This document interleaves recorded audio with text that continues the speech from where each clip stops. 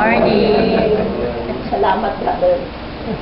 Early, kasi pinapayo mo ako dito kasi talagang marami akong dapat sabihin, pero ang una ko sasabihin ay ang magpasalamat sa Diyos.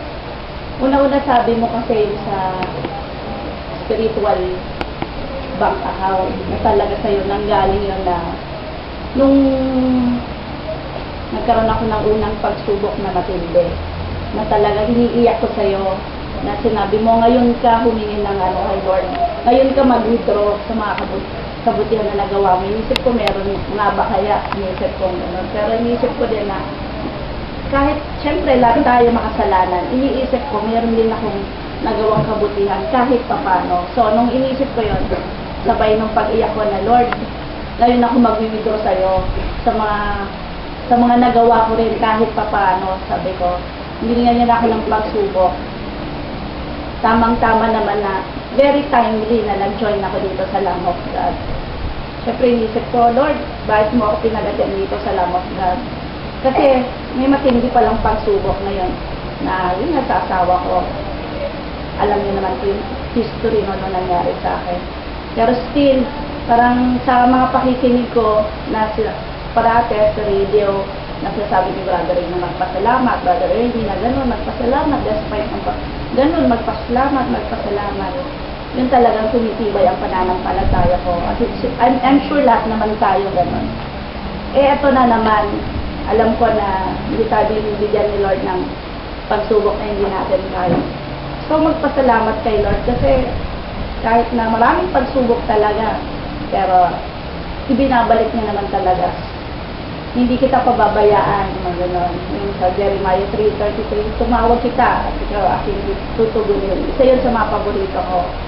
Pero ang hirap talaga kasi pag naglingkod ka pala kay Lord, kailangan maging matatag ka kasi hindi lang talaga puro beto process ang meron din talaga susubukan ka na kung gaano ka magiging katibay, katapat na maglingkod sa Kanya. Alam ko sa mga nangyayari, lahat ipapanintulot ni Lord kasi may purpose siya. Sa mga oras na to gusto kong humingi sa Niya ng prayers. Siyempre, una-una sa pinsan ko na alam ko na sinusubok pa rin siya ni Lord. Pero nakikita niyo naman kung gaano siya katatag sa ngayon, aking pinsan. Salamat sa mga sumusuporta, lalo na ko sa mga prayers sa Kanya. Maraming salamat. I know na hindi niya tayo pinababayaan. Alam ko na kahit gaano katindi. Ngayon meron din ho akong pagsubok na alam kong inalaw ito ni Lord. Kasi parang lalong sumisili ang lilingkod ko kay Lord lagi. Mas lalo niya akong susubukan. Tingnan ko nga kung gaano kakatatag sa ngayon. Binibigyan niya ako ng assignment. Alam ko sa Lamb of God. Pero bibigyan niya rin ako ng pagsubok. Meron po akong pagsubok sa ngayon, dito ko masabi. Pero alam ko na hindi ako babayaan ni Lord. Nag-surrender na po ako sa Kanya. Lahat niya na nagpapatotoo dito na sinasabi, na tayo ni Lord, hindi na tayo pababayaan, nasa Lamb of God na tayo. Gusto ko pa rin i-prove na kahit gaano katatag gaano kahirap ang pagsubok natin, hindi tayo pababayaan ni Lord.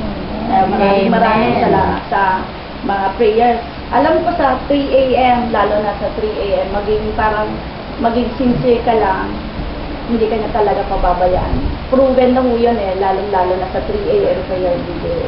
Maraming salamat sa head servant, sa assistant head servant, sa atin pong lahat na nandito na patuloy na nagdadasal para sa atin lahat. Gusto ko po sana humingi ng prayer brigade ngayon para sa sa pagpapadoktor ko bukas. Alam ko kung ano man pong ibibigay sa akin ni Lord, sinosurrender ko na po siya sa Kanya lahat. Kung ano man po yung gusto niya, kini-claim ko na po na magiging positive. Kasi alam ko na negative ang magiging result ng bukas. Maraming salamat po at magandang umaga. Amen.